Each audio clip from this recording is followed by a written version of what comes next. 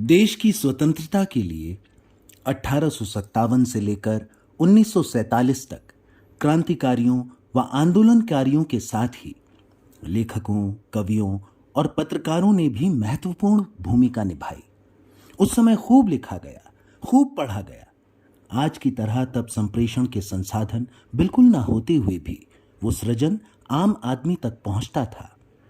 हर देशवासी उस सृजन का सहयोग पाता था।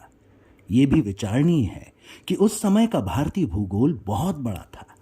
लाहौर से लेकर गुवाहाटी तक, कश्मीर से लेकर कन्याकुमारी तक यदि कहीं भी राष्ट्र चेतना शब्दांकित हुई तो चंद लम्हों में ही वो चेतना स्वर बनकर पूरे भारत में गूंजती थी। देश तो संसाधनहीन था ही। जो लोग लिख रहे थे वे खुद संसाधन से रहित सृजनकार थे, लेकिन उनकी शब्दों में इतनी क्षमता थी कि हर रचना पूरे भारत में प्रवाहित हो रही थी। देश जाग रहा था। अंग्रेजी हुकूमत परेशान हो रही थी। प्रेमचंद की रंगभूमि कर्मभूमि उपन्यास, भारतेंदु हरिश्चंद्र का भारत दर्शन नाटक, जयशंकर प्रसाद का चंद्रगुप्त स्कंदगुप्त नाटक आज भी उठाकर पढ़िए। देश प्रेम की भावना जगाने के लिए बड़े कारगर सिद्ध होंगे।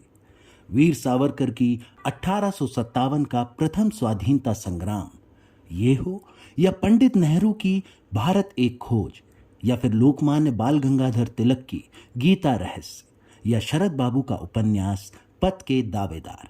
जिसने भी इन्हें पढ़ा उसे घर परिवार की चिंता छोड़ देश की खातिर अपना सर्वस्व अर्पण करने के लिए स्वतंत्रता के महासमर में कूदते देर नहीं लगी।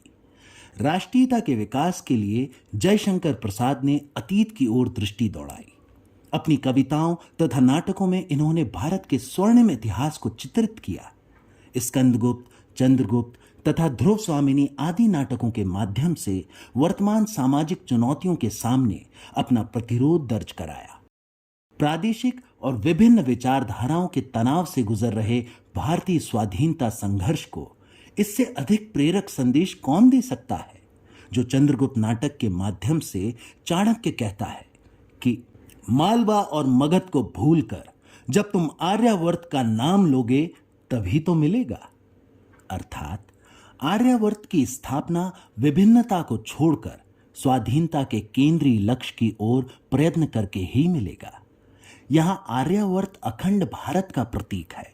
इस नाटक में अनेक गीत प्राचीन भारत के गौरव से युक्त हैं। नारी जागरण से सशक्त स्वर लेकर संपूर्ण राष्ट्र के युवकों का ललकार भरा आह्वान करती है। हिमाद्रि तुंग श्रृंग से प्रबुद्ध शुद्ध भारती, स्वयं प्रभा समुज्वला स्वतंत्रता पुकारती। अमर्त वीर पुत्र हो दृढ़ प्रतिज्ञा सोच लो, प्रशस्त पुण्य पंथ है बढ़े चलो बढ़े चलो। निराला परंपरा के गहरे बोध के कवि हैं। उन्होंने सांस्कृतिक धरातल पर तुलसीदास कविता में नवजागरण के मूल आशय स्वतंत्रता को अभिव्यक्त किया है। जागो जागो आया प्रभात, बीती वो बीता अंधरात, झरता भर ज्योतिर्मय प्रपात पूर्वांचल, बांधो बांधो किरणें चेतन। तेजस्वी हे तम जिज्जीवन, आती भारत की ज्योतिर्धन महिमा बल। यहां पराधीनता के अंधकार से स्वाधीनता का प्रभात है। जागरण का स्वर भारतेंदु के प्रबोधनी शीर्षक कविता का आधुनिक संस्करण है। वहां भारतनाथ को जगाने की चेष्टा है। ये भारत के महिमा, बल और सांस्कृतिक परंपरा के माध्यम से आत्मगौरव के प्रयास का प्रयत्न है। लोक जागरण के दौर में तुलसी की कविता ने सामंती बंधनों को तोड़कर जो लोक मंगल का प्रकाश फैलाया था, वही प्रकाश स्वाधीन भारत के सूर्य के अवतरण का उत्सव बन जाता है। राष्ट्रकवि मैथिली शरण गुप्त ने भारत भारती में देश प्रेम की भावना को सर्वोपरि मानते हुए आह्वान किया। जिसको ना निज गौरव निज देश का अभिमान है, वो नर नहीं पशु निरा और मृतक समान है। देश पर मर मिटने वाले वीर शहीदों के कटे सिरों के बीच अपना सिर मिलाने की तीव्र चाहत लिए सोहनलाल द्विवेदी ने कहा, हो जहां बलि शीश अगणित एक सिर मेरा मिला लो। वहीं आगे उन्होंने पुष्प की अभिलाषा में देश पर मर मिटने वाले सैनिकों के मार्ग में बिछ जाने की अदम्य इच्छा व्यक्त की। मुझे तोड़ लेना बनमाली, उस पथ पर तुम देना फेंक, मातृभूमि पर शीश चढ़ाने, जिस पथ पर जाएं वीर अनेक। सुभद्रा कुमारी चौहान की झांसी की रानी कविता को कौन भुला सकता है, जिसने अंग्रेजों की चुल्हे हिलाकर रख दी थी। वीर सैनिकों में देश प्रेम का अगाध संचार कर जोश भरने वाली अनूठी कृति आज भी प्रासंगिक है। सिंहासन हिल उठे राजवंशों ने भुकटी तानी थी, बूढ़े भारत में भी आई फिर से नई जवानी थी।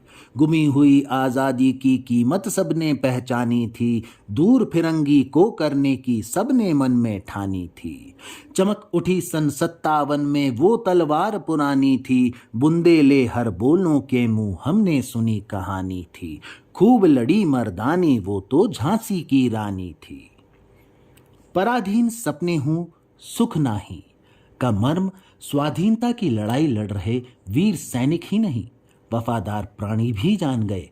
तभी तो पंडित श्याम नारायण पांडेय ने महाराणा प्रताप के घोड़े चेतक के लिए हल्दी घाटी में लिखा, रणबीच चौकड़ी भर भर कर चेतक बन गया निराला था, राणा प्रताप के घोड़े से पड़ गया हवा का पाला था। गिरता ना कभी चेतक तन पर, राणा प्रताप का कोड़ा था, वो दौड़ रहा अरिमस्तक पर या आसमान पर घोड़ा था। जय हिंद, जय भारत, धन्यवाद।